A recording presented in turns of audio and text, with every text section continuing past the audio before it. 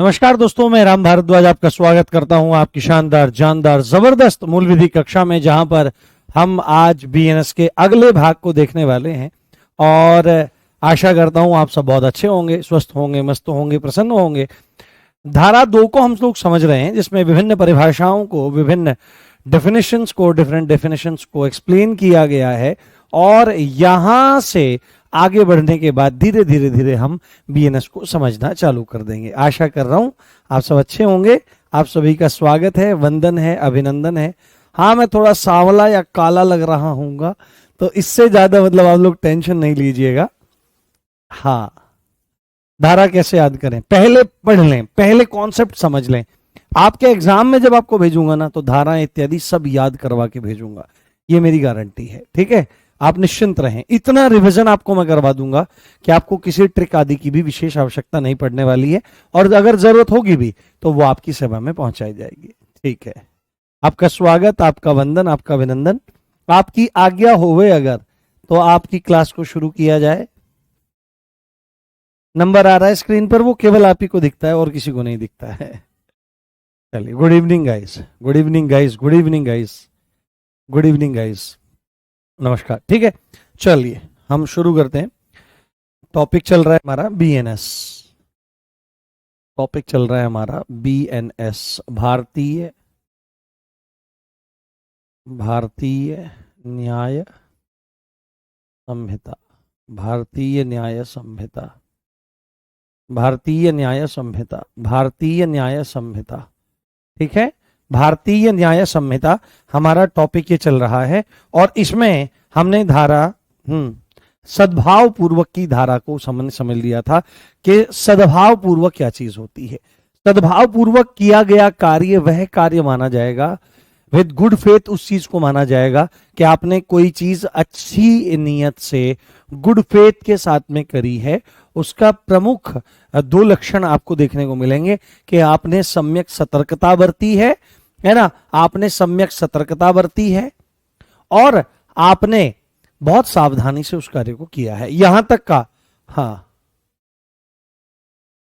काले नहीं दिल वाले, अभी लाइट बढ़ा दूंगा भाई साहब, अभी ठीक ठाक रंग दिखने लग जाएगा। ठीक है, क्योंकि ये व्हाइट स्क्रीन पर इसलिए किया जा रहा है, व्हाइट स्क्रीन पर थोड़ा सा होता है, अभी लाइटिंग पर थोड़ा सा काम होना है अभी, क्योंकि आरडब्ल्यू स्टूडियो से थोड़ा सा दूर है, ऑफिस से दूर है ना ये वाला स्टूडियो जहां से आपके मास्टर जी पढ़ा रहे हैं।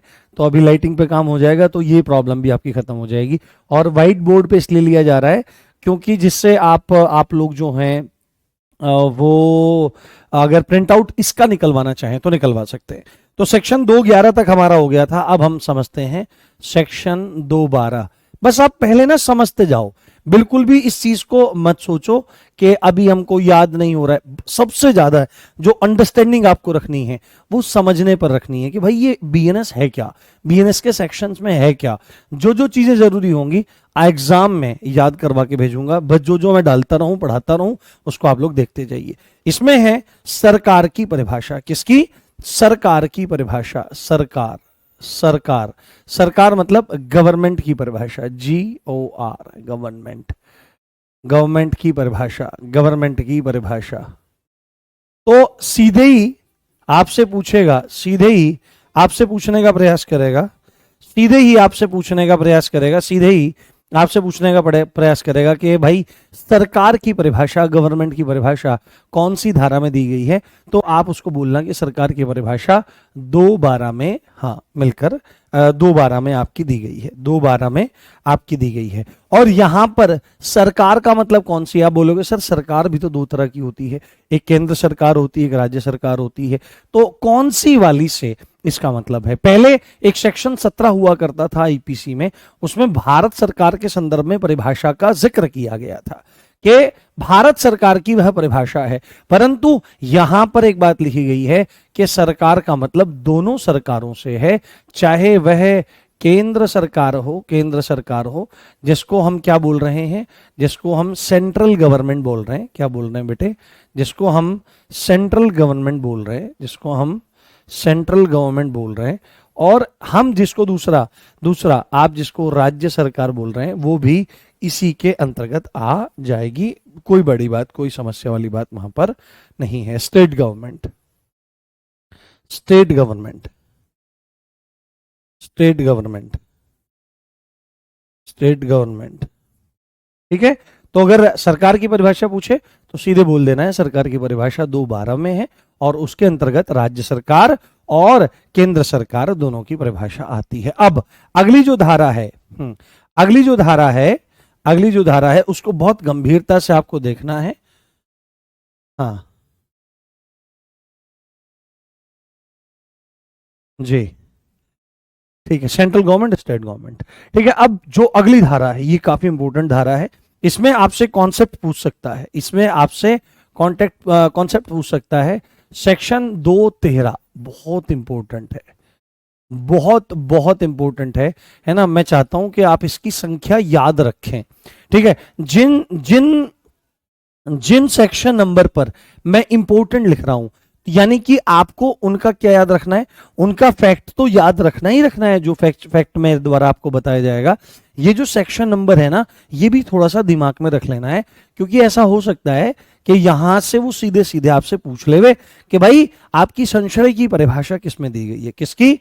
संश्रय, संश्रय, संश्रय। इसको साधारण भाषा में कहते हैं शरण देना, है ना, शरण देना।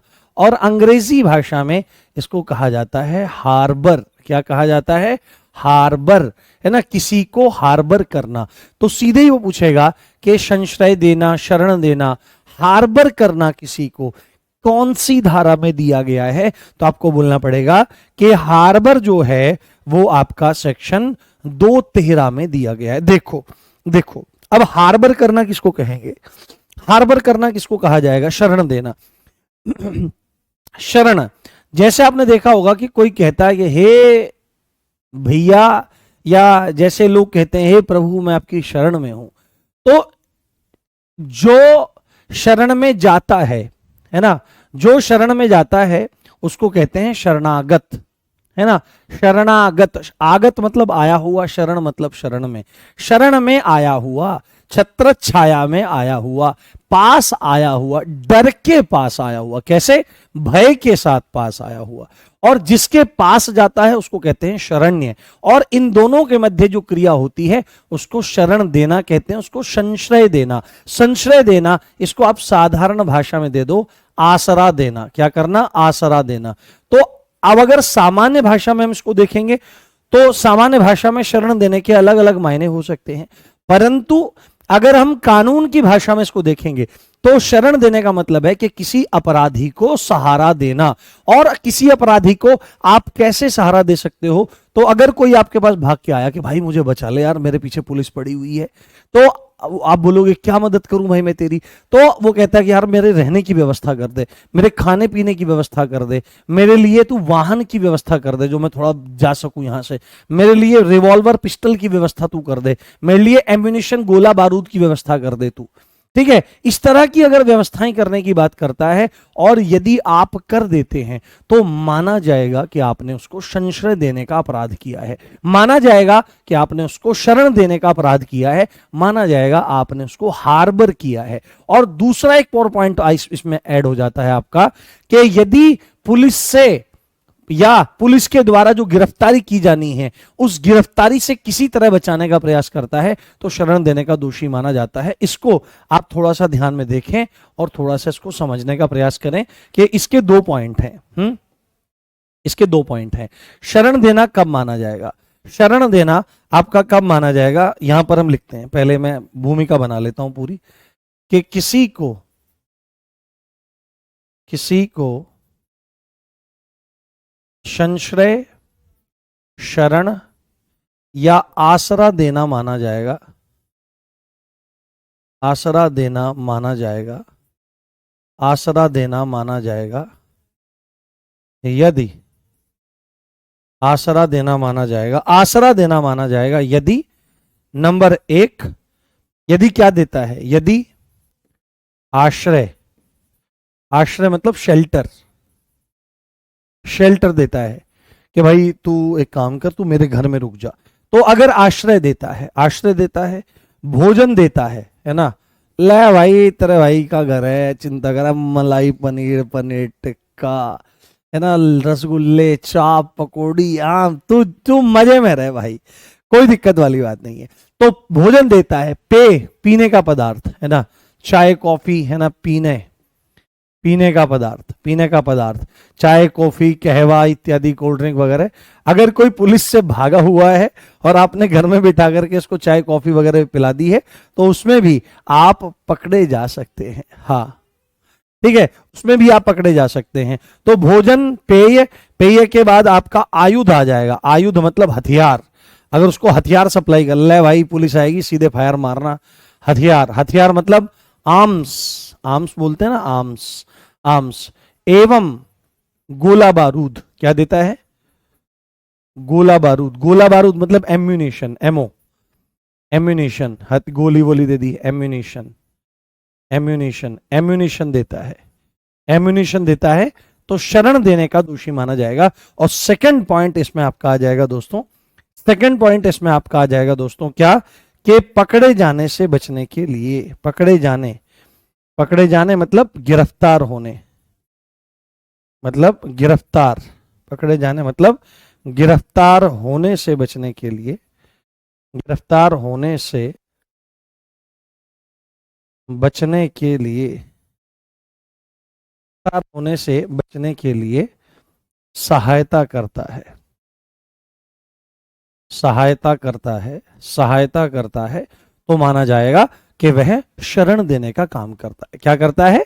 शरण देने का काम करता है। तो अगर ये दो काम करता हुआ, दो पॉइंट्स करता हुआ कोई दिखेगा, तो शरण देने का दोषी माना जाएगा। अब एक बात सुनो, मान लिया कि भाई तुम्हारा ब्याह हो रखा है, तुम्हारे का मतलब आप इसको अपने पे मत लेना, पर्सनली मत लेना इसको। मान लिया किसी का ब्याह हो रखा है और भाई वो कांड करके कहीं पे आ गया, और कांड करके घर आया और घर आ कहता है, ए भगवान सुन मेरी बात। हाँ जी कहो जी, आज तो मैं बहुत बड़ा काम करके आया हूँ। क्या करके आए हो? ऐसे ऐसे चोरी डकैती लूट वगैरह। महाराज आप काम करके नहीं आए हो, आप कांड करके आए हो। तो अगर कोई कांड करके आए और घर आए अपनी, और पत्नी के पास आ जाता है, और पत्नी के पास आता है, तो पत्नी तो कहेगी आओ जी पैर धुआ दूं आपके, है ना, आ जाओ बैठो, रोटी लगा दूं, पानी पिलवा दूं। ठीक है, अगर वो भी उसी तरह की प्रवृत्ति की होगी तो कहेगी एक काम करो सरकार, हजूर आला पति साहब, मैं आपका कट्टा तैयार कर देती हूँ और आप पिस्टल विस्टल लोड रखना, पुलिस आए तो ठूं ठाम मार करके और पीछे से भाग जाना। तो यानी कि वो सारे काम कर सकती है, ये पत्नी अगर है तो वो ये सारे काम कर सकती है। तो एक इंपॉर्टेंट पॉइंट इसमें आपको नोट करना होगा प्यारे, कि पत्नी, है ना, अगर पति का मामला है तो पत्नी, और पत्नी का मामला है तो पति, दोनों एक दूसरे को बचाने का काम करेंगे कि नहीं करेंगे? बिल्कुल करेंगे। तो यहां पर आपको लिखना है पति अथवा पत्नी शरण देने के दोषी नहीं माने जाते हैं। अगर ये काम पति पत्नी करें एक दूसरे के लिए, तो वो शरण देने के दोषी नहीं माने जाएंगे, क्योंकि स्वाभाविक रूप से ऐसा हो जाएगा।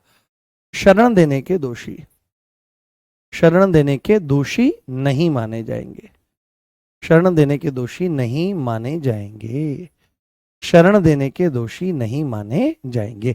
ये बहुत इंपॉर्टेंट पॉइंट है, इसको ध्यान रखना, और ये अच्छा है काफी। ठीक है, क्लियर हो गई बात आपको? समझ में आ रही है? नहीं सर मैं तो पब्लिक बुला लूंगी, नहीं ऐसा नहीं होता है। हाँ हाँ, अगर बेटे को शरण देती है माँ, तो फिर इसमें आ जाएगी। पति पत्नी का मामला अलग है।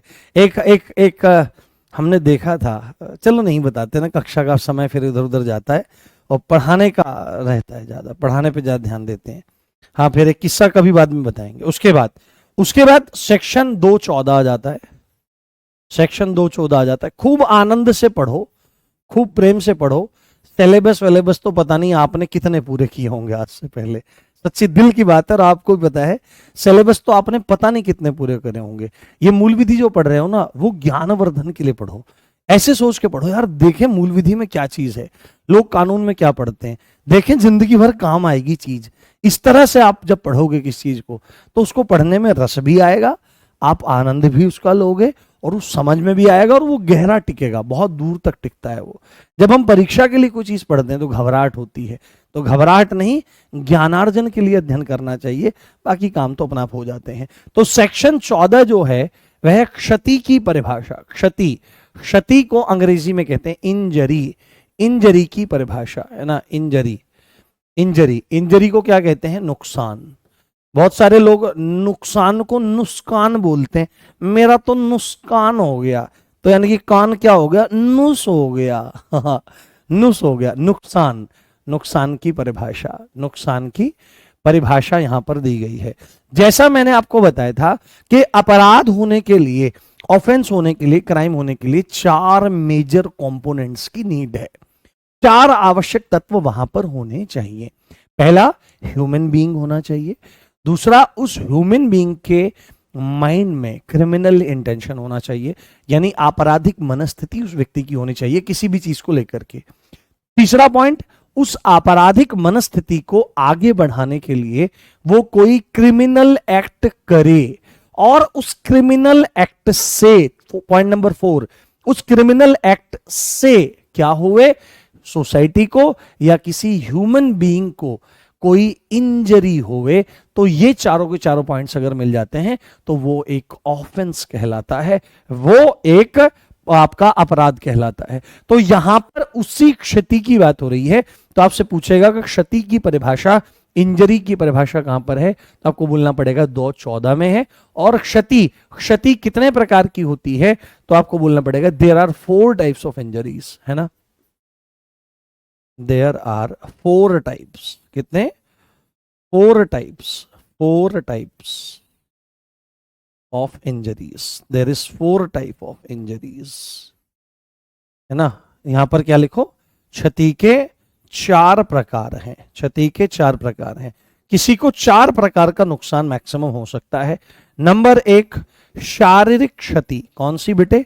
शारीरिक क्षति, बॉडीली इंजरी हो सकती है किसी को। कैसी हो सकती है? Bodily injury. कैसी हो सकती है लाला? बॉडीली इंजरी किसी को हो सकती है ना? शरीर में कोई नुकसान हो सकता है। शरीर के नुकसान के अंतर्गत फिर सारा का सारा नुकसान है। हाथ टूट जाए, पैर टूट जाए, हाथ कट जाए, पैर कट जाए, डेथ हो जाए, है ना, डेथ की कोशिश करी जाए, है ना, थप्पड़ मार दिया जाए, गंभीर चोट हो जाए, तमाम चीज उसमें आपकी आ जाती है। हाँ हाँ हाँ, करवाएंगे बेटे, क्वेश्चन भी करवाएंगे, निश्चिंत रहिए, बिल्कुल निश्चिंत रहिए। जब आप मेरे पास आ गए हो ना, तो आपको चिंता करने की जरूरत नहीं है, मैं जी जान लड़ा दूंगा आपके लोगों के लिए, और आप इस चीज को आगे होते हुए देखेंगे भी, और अभी कंटेंट में भी आप इसको देख रहे होंगे। हाँ, बॉडीली इंजरी हो जाए। सेकंड, मानसिक क्षति। परीक्षा आपकी नहीं है, परीक्षा मेरी है। मानसिक क्षति यानी कि आपकी मेंटल इंजरी, है ना, मेंटल इंजरी। हाँ, मेंटल इंजरी, मेंटल इंजरी में क्या हो सकता है कि भावनाएं आहत कर दी जाएं किसी की।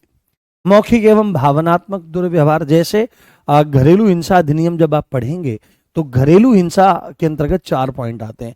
अगर किसी महिला के साथ में 4 तरह का दुर्व्यवहार या एब्यूज हो रहा है तो माना जाएगा उसके साथ में डोमेस्टिक वायलेंस हो रहा है। पहली बात तो शारीरिक एब्यूज, बॉडीली एब्यूज, मार पिटाई हो रही है, लाठी डंडे बेल्ट खींची जा रही हैं, ऐसी स्थितियां हैं, आज भी महिलाओं के साथ हैं।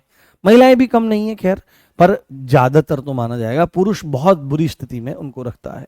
हाँ, पेपर तो हमें ही देना है, पेपर तुम्हारा अकेले का थोड़ा ही है, मेरा भी तो है। पढ़ने पे ध्यान दो, व्यर्थ की बातें मत करो। हाँ, व्यर्थ की बातें मत करो, पढ़ने पे ध्यान दो। उसके बाद दूसरा उसके साथ हो सकता है मौखिक एवं भावनात्मक दुर्व्यवहार। मेरे मुंह से जो शब्द निकल रहे हैं परीक्षा के लिए एक जरूरी है, ये पेपर में आए हुए प्रश्न है। पहला, उसके साथ में शारीरिक दुर्व्यवहार हो सकता है। दूसरा, उसके साथ में मौखिक एवं भावनात्मक दुर्व्यवहार हो सकता है। यदि किसी महिला को उसके ससुराल में यह कहा जाता है कि तेरी माँ ने यही सिखाया है तुझे, ए तू तो गरीब घरों की है, अरे तू तो कमीण घरों की है, ठीक ऐसे है ना, तुम तो कमीणों के घर की है, तूने कहा देखो वहां कछुनाए देखो अपने घरा, यहाँ चाय भर भर के डोंगा पी रही, तो तूने अपने घर को कछुनाए देखो। तो अगर ऐसा कहा जा रहा है या भावनात्मक दुर्व्यवहार किया जा रहा है, अरे तेरी कोख से तो लड़कियां ही लड़कियां जन्म लेती हैं, अरे तू तो, मान लिया अगर बच्चा नहीं है, अरे तू तो बांझ है, अगर ऐसा बार बार कहा जा रहा है तो ये भी घरेलू हिंसा के अंतर्गत आता है। तीसरा, सेक्सुअल एब्यूज। सेक्सुअल एब्यूज बहुत खतरनाक है, इसीलिए कहा जाता है कि बिटियाओं को पढ़ना चाहिए। बहुत सारे दरिंदे ऐसे होते हैं समाज में, बड़े साधारण रूप में दिखाई देते हैं, बड़े साधारण रूप में, हाँ हाँ, उनसे बढ़िया कोई नहीं। बाल भगत जी है ना, बुगला भगत है, और रात्रि में जब वह कक्ष में पहुंचते हैं तो महिलाओं के साथ कैसा लैंगिक दुर्व्यवहार वो करते हैं, वो मैरिटल रेप तक की श्रेणी में चला जाता है। सेक्सुअल इंटरकोर्स वो करते रहते हैं और उस समय मारते रहते हैं थप्पड़, ऐसे ऐसी स्थितियां आप अखबार में थोड़ा देखें, उनको समझें। और चौथा आपका आ जाता है आर्थिक दुर्व्यवहार। अगर खर्चे पानी के लिए भी पैसा नहीं देता है तो ये उसमें आपका आ जाएगा। ठीक है, ये चीज मानसिक क्षति आपकी हो जाएगी। तीसरा इसमें हो जाएगा आपका ख्याति, ख्याति की क्षति। ख्याति की क्षति, ख्याति क्या होता है? ख्याति होती है रेपुटेशन, रेपुटेशन, हाँ रेपुटेशन। और चौथा कौन सा है आपका? संपत्ति, प्रॉपर्टी का लॉस, संपत्ति, संपत्ति की क्षति। ये पॉइंट आपको ध्यान रखने चाहिए। ये 4 टाइप हैं आपके क्षति के जो आपको याद रखने हैं। हाँ, क्वेश्चन भी कराएंगे। हाँ हाँ,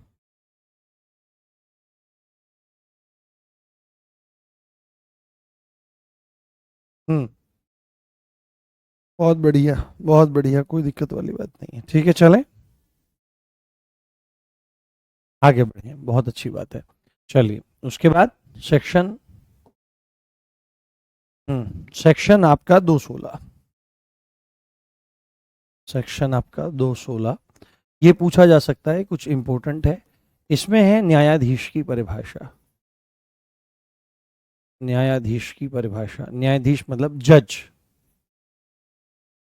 जज, जज की परिभाषा, जज की परिभाषा। तो अगर आपसे सीधे पूछे कि जज की परिभाषा कौन सी में है, न्यायाधीश की परिभाषा कौन सी धारा में है, तो आपको स्पष्ट रूप से बोलना होगा कि न्यायाधीश की परिभाषा सेक्शन 216 में दी गई है। अगर पूछता है तो इतना ही पूछेगा, इससे ज्यादा पूछने का वह प्रयास नहीं करेगा। ये बात आपको ध्यान रखनी है। आगे आगे बढ़ते हैं। उसके बाद हमारा आ जाता है सेक्शन 217, सेक्शन 217, ये जीवन की परिभाषा बताता है। हाँ, जीवन, जीवन मतलब लाइफ, लाइफ की परिभाषा, लाइफ की परिभाषा, लाइफ की परिभाषा, लाइफ की परिभाषा। तो देखो ये क्या क्या, ये मतलब क्या है, मैंने आपको पहले ही बोला है कि मैं थोड़ा जल्द ले लेता हूं। आज मैं सुबह 4 बजे का उठा हुआ हूं। हाँ हाँ, और आज व्यस्तता थी बहुत ज्यादा। 2:15, हाँ जरूरी नहीं है 2:15, सारी चीजें नहीं पढ़ानी है। हाँ 2:15, हाँ 2:15 जरूरी नहीं है उतना ज्यादा। हम्म फिर से बताएं।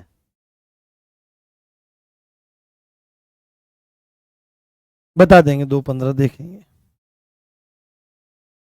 बहुत सारी चीजें जरूरी नहीं होती, जैसे अब हाँ, जितना जरूरी होगा उतना बता देंगे बेटे, कोई दिक्कत नहीं है।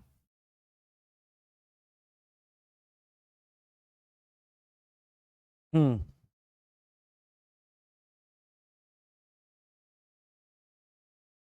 हम्म हम्म ओके, देखो आप विश्वास रखिए, मैं अपने आप सब चीजें आपको करा दूंगा। अभी तो हम सिलेबस कर रहे हैं, देन हम प्रैक्टिस सेट शुरू करेंगे। अभी तो मैं आपके लिए बहुत सारी चीजें प्लान कर रहा हूँ। आप मूल विधि के लिए निश्चिंत हो जाओ। आप आरडब्ल्यू पे हो, आप आरडब्ल्यू पर हो तो बिल्कुल निश्चिंत हो जाओ। देखो जब भी बीएनएस में जीवन लिखा आएगा तो जीवन का मतलब मानव जीवन से लगाना होगा। जीवन का आशय, जीवन का आशय, जीवन का आशय मानव जीवन से है। किससे है? जीवन का आशय मानव जीवन से है, मानव जीवन से है, मानव जीवन से है। मानव जीवन मतलब ह्यूमन लाइफ से। जहां पर भी लिखा रहेगा लाइफ, उसका मतलब होगा ह्यूमन लाइफ। क्या होगा? ह्यूमन लाइफ होगा। सारी धाराएं नहीं पढ़नी है, 358 धाराएं याद करोगे क्या? हाँ, 358 धाराएं याद करोगे क्या? उधर 531 धाराएं याद करोगे? एक एक एक्ट में किसी में 10 हैं, किसी में 20 हैं, किसी में 40 हैं, कहीं 200 हैं, कहीं 214 हैं। सारी थोड़ी याद करनी है, बेसिक बेसिक चीजें समझनी है भैया। हाँ, चलिए बहुत बढ़िया, बहुत शानदार। उसके बाद अब इसको थोड़ा ध्यान रखो, सेक्शन 218।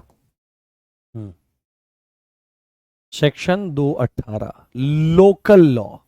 हमने पढ़ा था ना आपका कि जो बीएनएस है वो किस पर लागू नहीं होगी, वो लागू नहीं होगी किसी भी स्पेशल लॉ पर, है ना, यानी प्रभावित नहीं करेगी, उसको इफेक्ट नहीं करेगी, ठीक है, उसको इफेक्ट नहीं करेगी, उसको इंपैक्ट नहीं डालेगी वो, ओके, उसको इंपैक्ट नहीं डालेगी। Special law, law regarding to railway, law regarding to OPM यानी कि रेलवे संबंधित हो गया, कैटल ट्रेसपास हो गया, अफस्पा टाइप हो गया, कि विशेष जो अधिनियम है उन पर असर नहीं डालेगी। और हमने पढ़ा था लोकल लॉज, स्थानीय, जैसे पार्किंग फाइन्स, जैसे वाटर यूसेज, आपका के पानी का बहुत ज्यादा यूज अगर कोई कर रहा है तो उससे रिलेटेड सारी की सारी चीजें वहां पर आपको रखनी है। हाँ हाँ ठीक है। यहां पर तो 218 में आपका क्या है, स्थानीय विधि, ये ध्यान से देखना है आपको।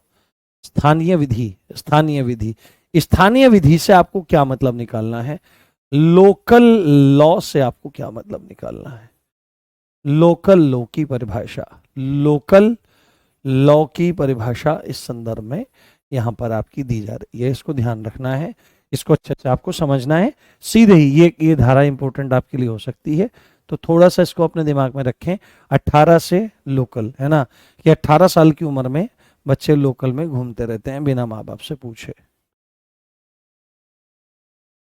हाँ, अभी ये सजा वाली बात हम यहां पर नहीं कर रहे हैं। हाँ, अभी यहां पर सजा के संदर्भ में बात नहीं कर रहे हैं, यहां पर हम केवल अभी शुरुआत कर रहे हैं। जब सजाओं की बात वहां पर होगी जहां पर हम अपराधों का जिक्र करेंगे, जहां पर हम लोग अपराधों का जिक्र करेंगे वहां पर हम चीजों को देखने का प्रयास करेंगे। तो यहां पर ऐसा लिखो, ऐसी विधि, ऐसी विधि या ऐसा लॉ जो देश के किसी विशिष्ट भाग, देश के किसी विशिष्ट भाग में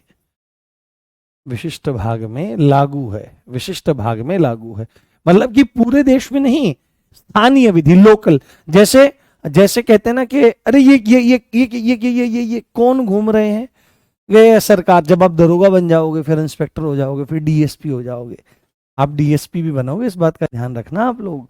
जब आप लोग दरोगा बन जाओगे और आपके रिकॉर्ड्स बहुत अच्छे रहेंगे, देन आपको नेक्स्ट प्रमोशन मिलेगा 3 स्टार, और देन आपको नेक्स्ट प्रमोशन मिलेगा डिप्टी एसपी का, डिप्टी सुपरिंटेंडेंट ऑफ पुलिस। और मुझे गर्व होगा उस दिन कि हमारे पढ़े हुए बालक भी डिप्टी एसपी हैं, और आप न जाने कितने लोगों का कल्याण करोगे। और आप में से जिनकी इच्छा ये होगी कि केवल यही नहीं रह जाना है, अभी आगे आईएएस और पीसीएस भी देना है, तो हो सकता है आप में से कोई आईपीएस भी बने, हो सकता है आप में से कोई पीपीएस भी बने, डायरेक्ट डीएसपी बने। तो डायरेक्ट डीएसपी का जो प्रमोशन होता है, जो डीएसपी आप लगते हैं पीसीएस के थ्रू, उनका हाईएस्ट प्रमोशन आईपीएस तक चला जाता है, वो एसपी एसएसपी तक चले जाते हैं। और अगर आप डायरेक्ट मतलब आईपीएस बनोगे, देन आप डायरेक्टर जनरल तक जा सकते हैं डिफरेंट फोर्सेस की। तो यहां पर जो बात है लोकल का मतलब, अरे हमारे आस पड़ोस का ही है, मतलब कि किसी एक विशिष्ट भाग, कोई स्पेसिफिक रीजन के बारे में जहां पर आपकी बात हो रही है। तो ऐसी विधि या ऐसा लॉ जो देश के किसी विशिष्ट भाग में लागू हो। एक पॉइंट इसमें आप और लोग और ऐड कर सकते हो, समाज के समाज यानी कि सोसाइटी, समाज यानी कि सोसाइटी के आवश्यक मुद्दों के, आवश्यक मुद्दों है ना, आवश्यक मुद्दों हेतु लाए गए कानून हैं, लाए गए ये लॉज हैं। इसका उदाहरण अगर आप देखना चाहें, अगर इनका उदाहरण आप लोग देखना चाहें, एग्जाम्पल देखना चाहें, तो जैसे आप इसमें लिख सकते हो parking fines. Parking fine, suppose करो कि आप दिल्ली के किसी स्पेसिफिक रीजन में हो और वहां पर लोग अपनी गाड़ियां लगा करके चले जाते हैं, उनको काफी बार समझाया भी गया बट उनकी समझ में नहीं आ रहा है, तो उस एक पर्टिकुलर एरिया के लिए एक ऐसा लोकल लॉ लाया जा सकता है कि अगर भाई इस रीजन में कोई पार्किंग या नो पार्किंग वगैरह के जो रूल्स हैं उनको वॉयलेट करता हुआ मिलेगा तो उसको सीधे 10,000 का हम पर्चा थमाए देंगे और फिर वो उठा के घूमता रहो उसको। हाँ हाँ ठीक है, तो उसको एकदम सीधे, तो पार्किंग फाइन्स वगैरह इसमें आ सकते हैं, है ना, पार्किंग फाइन्स, पार्किंग फाइन्स इसमें आपके आ सकते हैं। सेकेंडली आपके इसमें आ सकते हैं water usage, water usage regulations. हाँ आदि, तो इतनी तो अंग्रेजी आप समझते होंगे कि जल का दुरुपयोग कहीं पर ना होता हो, है ना, जल का दुरुपयोग कहीं पर ना होता हो तो वहां पर, हाँ सेक्शन 1 में कराया है कि परिभाषा है। हाँ आप ध्यान से सब चीजें सुनते रहो। हाँ ठीक है, ध्यान से सब चीजें सुनते रहो। हाँ लाइक, हाँ लाइक, हाँ बेगर, हाँ भिखारियों को, बिल्कुल बिल्कुल हो सकता है। हाँ बेगिंग बैन, है ना, भिखारी, भीख मांगने की मनाही, भीख, भीख मांगने की मनाही। हाँ लाइक भीख मांगने की मनाही, लाइक भीख मांगने की मनाही से संबंधित नियम इंदौर में है, बिल्कुल मनाही से रिलेटेड लॉ, रिलेटेड लॉ आपके इसमें हो सकते हैं, बिल्कुल हो सकते हैं बेटा, बहुत बढ़िया। मेरे को बहुत अच्छा लगता है जब आप लोग मेरे साथ में इंटरेक्ट करते हो। तो ये है हमारी स्थानीय विधि, समझ में आई? बोलो डन करो एक बार, थम्स अप करो। हाँ हाँ नोट्स बना लीजिए, नोट्स बनाना जरूरी है। सर क्वेश्चन करा दो, पढ़ाए नहीं क्वेश्चन करा दें, प्रैक्टिस सेट में कराएंगे। 2:17 एक्सप्लेन कर दें, अच्छा बिल्कुल कर देंगे बेटे। 2:17 में ये है, देखो 2:17 में ये है, 2:17 में ये बात है, ध्यान से सुनो। 2:17 में ये बात बोली जा रही है कि बीएनएस जो पूरा का पूरा एक्ट है, यदि कहीं पर लिखा आया लाइफ, है ना, कहीं पर बीएनएस में पूरे के पूरे क्लॉजेस जो हैं उनमें लिखा आया लाइफ, तो उस लाइफ का मतलब क्या है? देखो लाइफ तो एनिमल की भी होती है, लाइफ ह्यूमन की भी है, तो इस लाइफ से जो मतलब आपको निकालना है वो ह्यूमन लाइफ से निकालना है, ठीक है? इसका मतलब जो आपको लेना है वो ह्यूमन लाइफ से लेना है, ना कि एनिमल लाइफ से। मान लो कोई कहने लगे किसी ने लठ मारा और लाइफ चली गई, तो अगर फिर अपने कुत्ते को लेके चला जाए, इसको टांग दो, उसने मेरे कुत्ते को लठ मारा है, तो उसको तो टंगवा देगा वो? तो नहीं, जब मतलब आएगा तो उसका मतलब किससे रहेगा? हाँ उसका मतलब किससे रहेगा? उसका मतलब आपका रहने वाला है ह्यूमन लाइफ से। बहुत बढ़िया, आगे चलते हैं। हाँ चलिए, बहुत बढ़िया, आपको समझ में आ रहा है मेरे बच्चों, इससे ज्यादा खुशी की कोई बात हो नहीं सकती।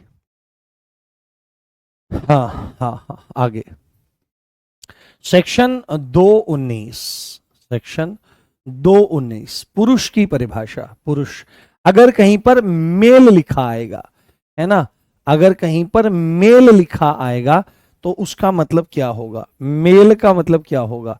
अगर कहीं पर मेल लिखा आएगा बीएनएस में तो उससे क्या आशय आपको लगाना है?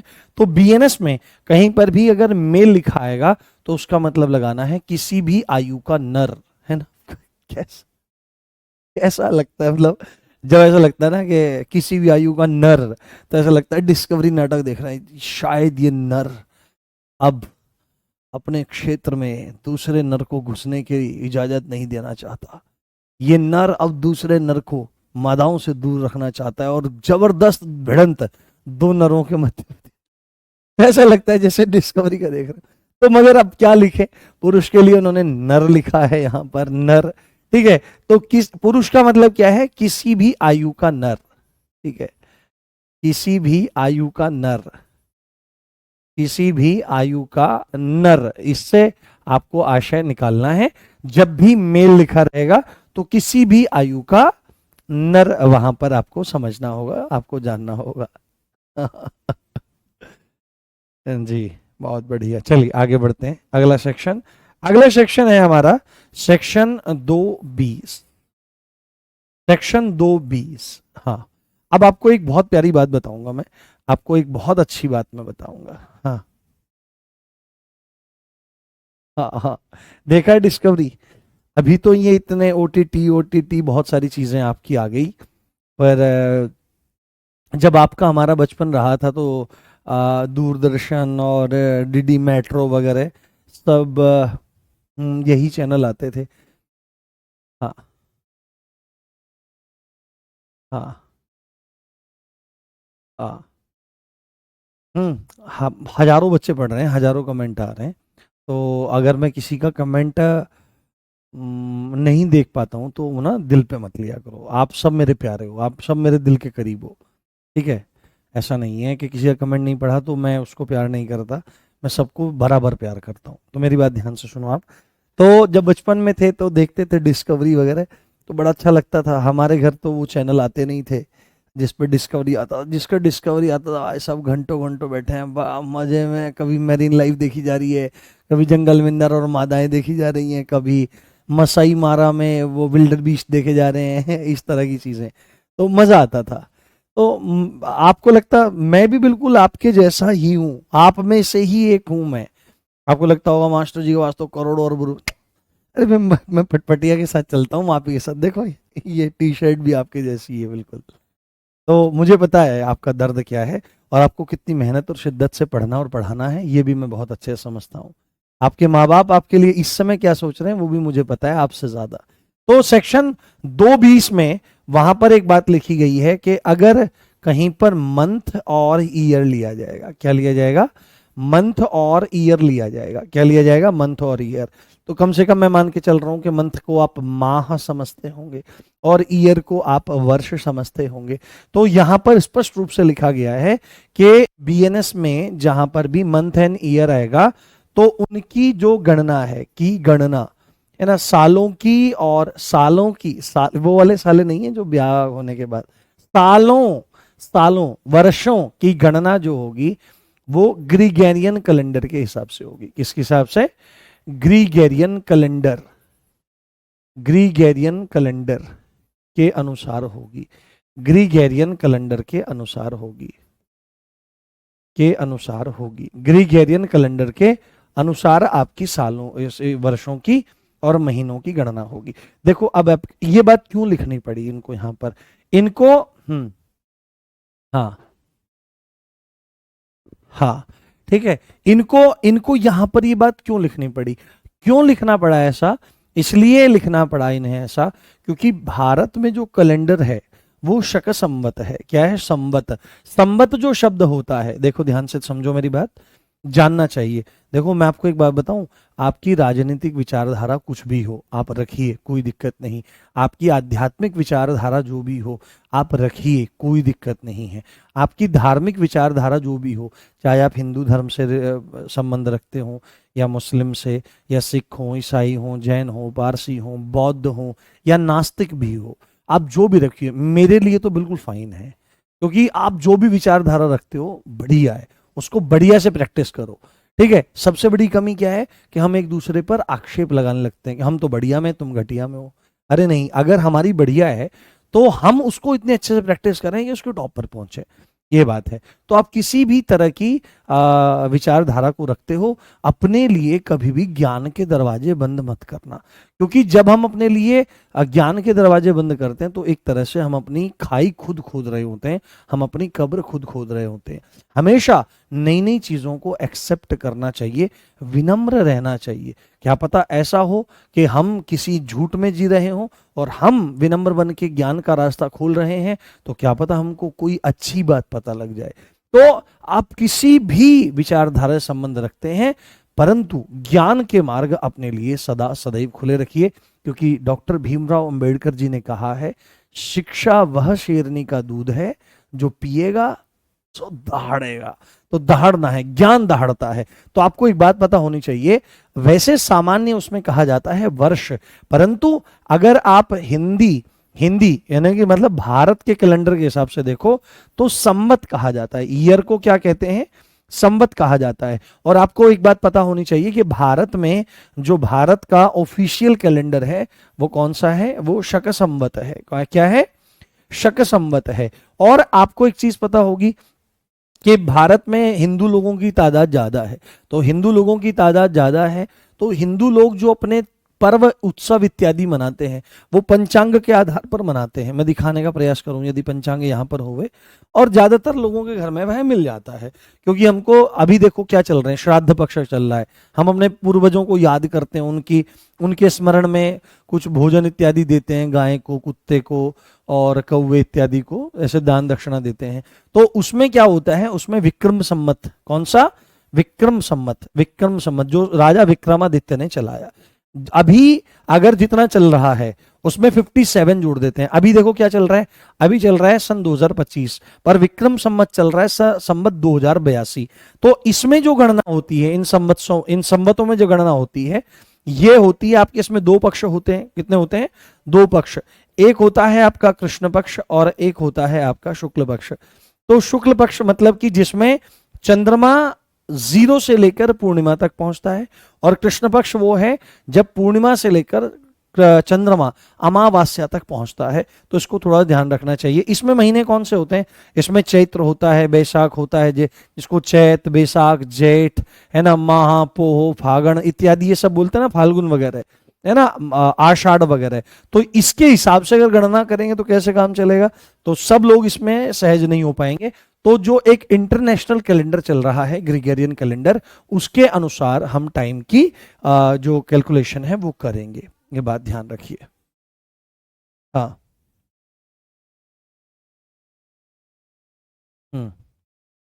चलिए बहुत बढ़िया।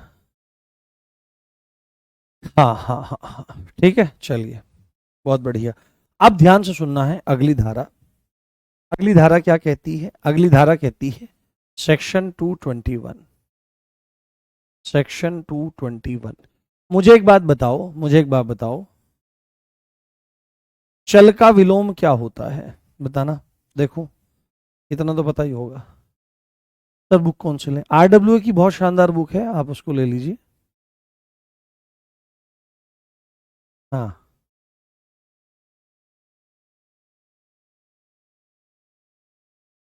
हाँ, सर आज पढ़ने का मन नहीं कर रहा है। हाँ, एक दिन अगर आप नहीं पढ़ते हैं तो आपका कॉम्पिटिटर आपसे आगे निकलता है। सीट्स मात्र 4543 हैं और फॉर्म भरे गए हैं लगभग 16.5 लाख। समझ जाओ। चल का उल्टा क्या होता है, अचल होता है। बहुत बढ़िया, बहुत शानदार। चल ये कौन सा है, जैसे कहते हैं ना कि भाई क्या हाल है तेरे, तो कुछ लोग तो होते हैं वहां बढ़िया बढ़िया, कुछ लोग एटीट्यूड में घूमते रहते हैं, चल चल, ये वाला चल नहीं है, ये चल और अचल। अगर इसको हम देखें तो इसको जंगम भी कहा जाता है, पता है आपको, जंगम कहा जाता है, और इसको स्थावर भी कहा जाता है। स्थावर मतलब जो स्थित है। तो यहां पर आपको ध्यान रखना है, यहां पर जो सेक्शन 221 है, ये क्या है आपका, ये आपकी चल संपत्ति है। क्या है, चल संपत्ति, चल संपत्ति, चल संपत्ति। इसी को आप जंगम संपत्ति कह सकते हो। क्या कह सकते हो, जंगम संपत्ति। और अंग्रेजी भाषा में अगर आप इसको लिखना चाहो तो मूवेबल, है ना, मूवेबल ना, मूवेबल प्रॉपर्टी या मूवेबल एसेट, मूवेबल एसेट के बारे में या प्रॉपर्टी के बारे में आप इसको बोल सकते हो। क्या तुम में से कोई बता सकता है कि चल संपत्ति कौन कौन सी होती है, एक दो बातें लिख करके मेरे को बता सकते हो क्या कमेंट सेक्शन में, ये सर चल संपत्ति ये होती है। जी शिवांगी अग्रहारी जी, कहिए। अचल, अचल मतलब अ मतलब नहीं, चल मतलब चलता है, जो चलता नहीं है, एक जगह स्थिर रहता है, स्थित रहता है, स्थावर है, एक जगह बैठा हुआ है, हिलता नहीं है, भूबद्ध है, जमीन के साथ में जुड़ा हुआ है, उसको कहते हैं क्या। हाँ देखो, हाँ जैसे कार हो गए, वाहन हो गए, हाँ पैसा हो गया। नहीं, जमीन, जमीन कहीं चलती है क्या, हेलो, हाँ भाई आज हमारा शिमला रोड वाला प्लॉट जो है ना वो आगरा रोड पे शिफ्ट हो गया है अपना आप ही। हाँ, चल मतलब जो एक जगह से दूसरी जगह चला जाता है, उसको चल कहा जाता है, चल संपत्ति। तो यहां पर क्या बात लिखी गई है, देखो कितने अच्छे से परिभाषा दी गई है चल संपत्ति की, जंगम संपत्ति की, मूवेबल प्रॉपर्टी, कितनी बढ़िया परिभाषा दी गई है। पहली बात तो बोली गई है भूमि, भूमि मतलब लैंड। ठीक है, अब आप बोलोगे मास्टर जी ये कौन सी बात है, मास्टर जी ये कौन सी बात है, क्या जमीन भी कहीं पर चलती होगी? अरे भाई, जब चिड़िया उड़, तोता उड़ में भैंस उड़ सकती है, तो यहां पर चल संपत्ति में भूमि क्यों नहीं आ सकती? धैर्य रखिए। जो बीएनएस कार हैं, जो बीएनएस को बनाने वाले हैं, उन्होंने कितने सुंदर ढंग से चल संपत्ति की व्याख्या करी है, मूवेबल प्रॉपर्टी के बारे में बात करी है। उन्होंने बोला है भूमि, भूमि मतलब लैंड, और दूसरी बात उन्होंने बोली है वे चीजें, वे चीजें, वे चीजें जो भूबद्ध हैं, वे चीजें जो भूबद्ध हैं, भूबद्ध मतलब अटैच्ड टू लैंड है। क्या है? Attached to land, attached to land है ना, अटैच्ड टू लैंड है। ये दो चीजें, इसको ध्यान में देखना है। मान लिया भूमि, भूमि पहला पॉइंट क्या है चल संपत्ति की परिभाषा में, भूमि, और दूसरा नंबर वे चीजें जो लैंड से अटैच्ड हैं, भूमि से बंधी हुई है, भूमि से बंधी हुई है, को छोड़कर, को छोड़कर, देखो बस सारी बात उसने बोल दी। को छोड़कर, को छोड़कर अन्य चीजें, इसके अलावा और चीजें, अन्य चीजें, अन्य चीजें, अन्य चीजें या संपत्ति, या संपत्ति चल संपत्ति है। कैसी है? चल संपत्ति है, चल संपत्ति, दैट्स ऑल। बात बोलो, बात समझ में आ गई? मैं थोड़ा पानी ले लेता हूं। हाँ, हाँ। जय भीम मेरे भाई, जय भीम। अपने को कोई बाध्यता नहीं है। हाँ, हाँ।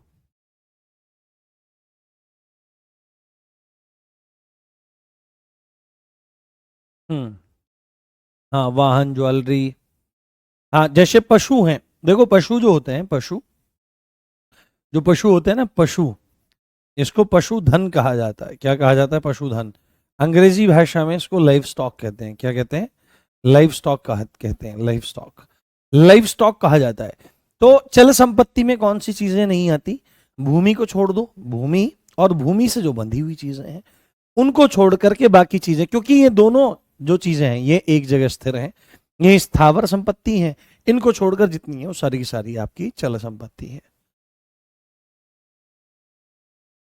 हम्म। हम्म।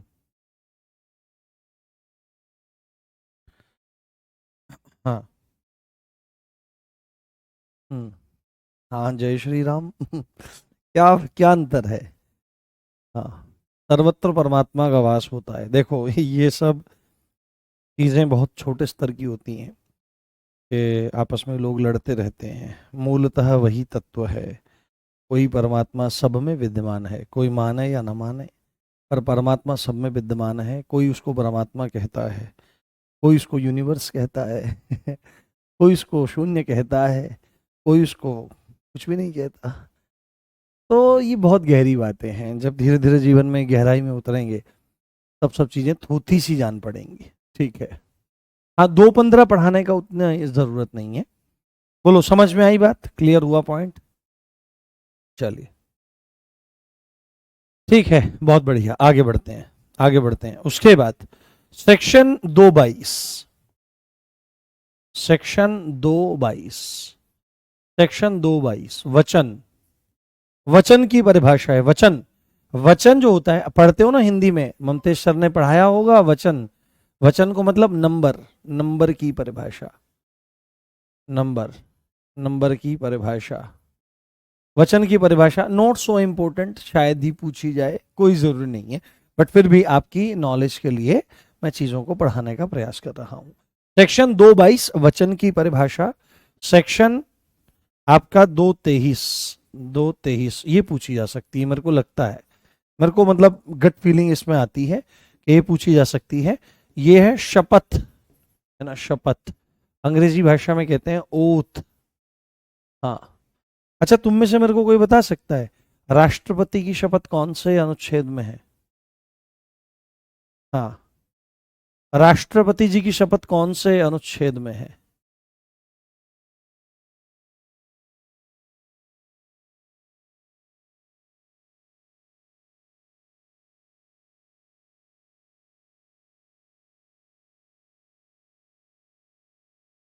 हम्म। बताइए। हम्म। कुछ पढ़ते भी हो नहीं, सबके अलग अलग आंसर आ रहे हैं। तुम यूपीएससी की तैयारी कर रहे हो, वाह जी वाह। ए दंडवत आप सबको प्रणाम, दंडवत प्रणाम आप सबको। कोई 60 बता रहा, कोई 361, कोई 72, कोई 69, कोई 59, कोई 52। एक काम करना देवताओं देवियों, आज इस बात को लिख लेना, ये बहुत इंपॉर्टेंट सेक्शन है। बताना मेरे को कल आकर के ये कौन सा है, मैं पूछा करूंगा आपसे एक एक सेक्शन, और देखूंगा तुम बताते हो नहीं बताते हो।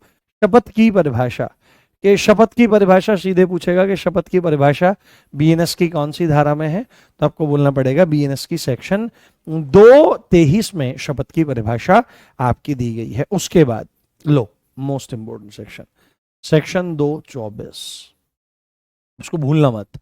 मैं लिख रहा हूं इसको, this is most most most important है, प्लीज इसको रट लेना, है ना, प्लीज इसको रट लेना। हालांकि एक शिक्षक होने के नाते, है ना, हालांकि कुछ आता जाता तो मेरे को है नहीं, ठीक है, गुरुजनों की कृपा है, और उसी कृपा से थोड़ा बहुत मैं पढ़ा लेता हूँ।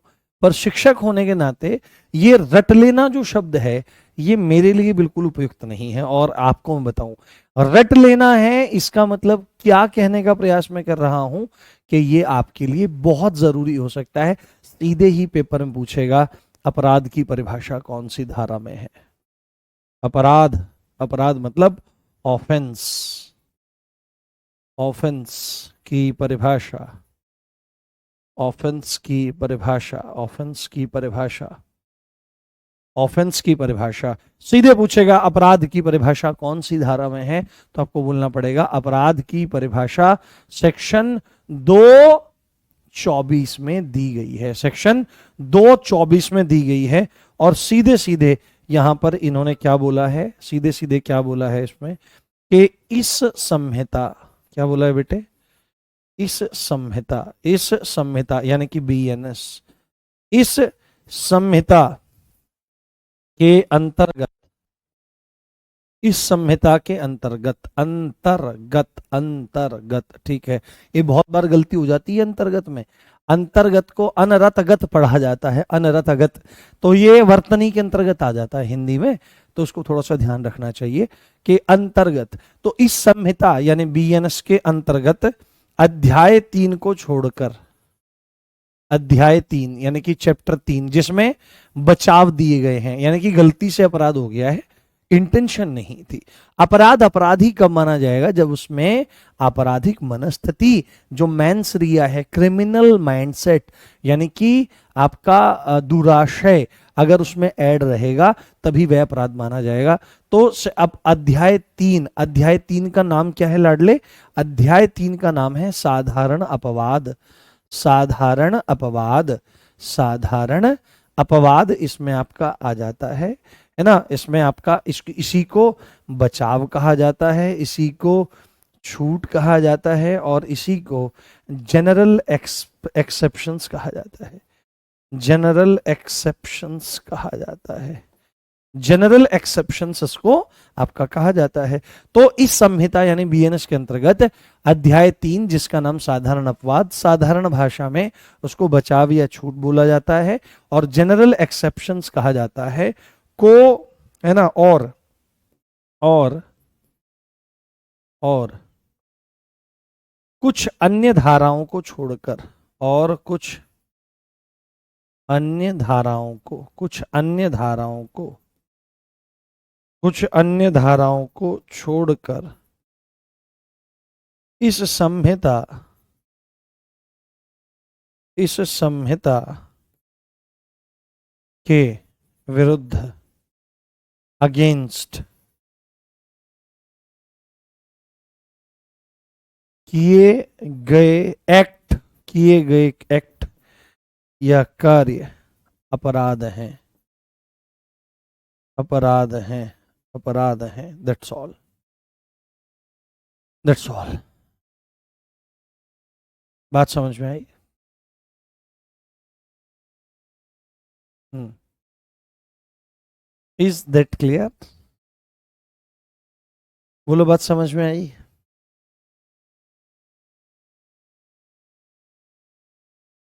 हाँ, ठीक है। अपराध के बारे में क्या बोला जा रहा है? मोटी मोटी बात अपराध की यहां ले लो आप, मोटी मोटी बात अपराध की यहां ले लो। ये अपराध किसको माना जाएगा? अपराध होते क्या हैं? देखो, अपराध होते क्या हैं, ऑफेंस क्या होते हैं? कि कोई ऐसा काम जो किसी कानून द्वारा प्रतिबंधित हो, कि कोई कानून बन गया है, उस कानून ने कह दिया कि भाई ये काम आज से होना नहीं चाहिए। अगर कोई कानून इस बात को लिख रहा है कि कोई व्यक्ति ये वाला काम जो मैं यहां पे लिख रहा हूं ये करता है, तो वह अपराधी है। कोई भी कानून जिसमें किसी कार्य को, किसी एक्ट को प्रोहिबिट किया गया है, मना किया गया है, वही अपराध है। और सीधे सीधे section 224 of BNS, 224 of BNS क्या कहता है कि इस एक्ट संहिता के अगेंस्ट कोई भी जो काम किया जाता है वो अपवाद है। बाकी कुछ चीजें यहां पर छोड़ दी गई हैं कि अध्याय 3 चैप्टर 3 जो जनरल एक्सेप्शंस हैं उनको छोड़कर बाकी कुछ गिनी चुनी धाराएं इधर उधर और हैं, उनको छोड़ करके बाकी सारी चीजें जो इस एक्ट के अगेंस्ट की जाएंगी वो ऑफेंस कहलाएंगी, अपराध कहलाएंगी। Is that clear? Thumbs up करके बता दो। हाँ, क्लास लेने का अपराध। हाँ, बताइए, कल बताना मेरे को आप। हाँ, बताओ, थम्स अप करके बताओ, मजा आया? समझ में आ रहा है? नहीं?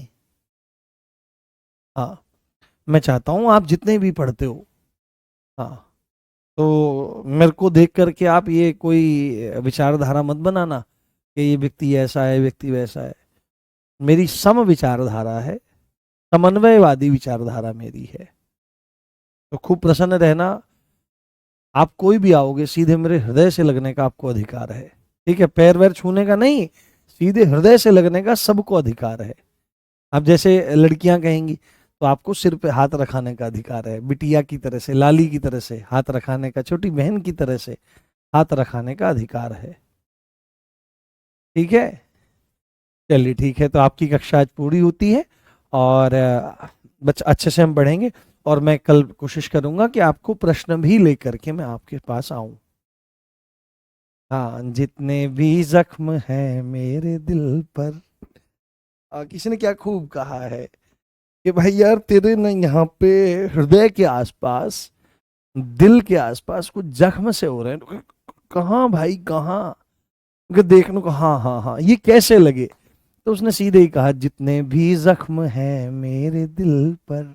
तो भाई कैसे हुए बता, तो आगे इतनी एक ही पंक्ति सुनाएगा क्या? तो जितने भी जख्म हैं मेरे दिल पर, दोस्तों के लगाए हुए हैं। दोस्तों से, क्योंकि दोस्त ही शत्रु बनकर के सदा साथ रहते हैं। और अगर दोस्त पढ़ने के समय ये कह रहा है कि चल यार घूमने चलते हैं, वहां चलते हैं, वहां चलते हैं, तो उसको विष कुंभम पयो मुखम जानना, यानी कि वो जहर का घड़ा है पर उसके मुंह पर दूध लगा हुआ है। और बाद में आपको यही गाना गाना पड़ेगा कि जितने भी जख्म हैं मेरे दिल पर, दोस्तों के लगाए हुए हैं। जो युवावस्था होती है वो खूब अपने आप को रगड़ने के लिए होती है, क्योंकि शरीर में दम होता है ना। थोड़ी देर सो जाओ, घंटा भर, पुनः रिचार्ज हो जाती है बॉडी। तो ये जो लक्ष्य है ना यूपीएसआई का, ये पूरा होना है, इस बात का ध्यान रखना। ये कंधे सजने हैं सितारों से, नहीं तो लाठी रखी है यही टपाटप लगेगी। ठीक है, मिलते हैं कल इसी अच्छी बात के साथ। आप देख रहे थे मुझे, मेरा नाम है राम भारद्वाज, भूलिएगा नहीं। जय हिंद, जय भारत, नमस्कार, love you all guys, bye.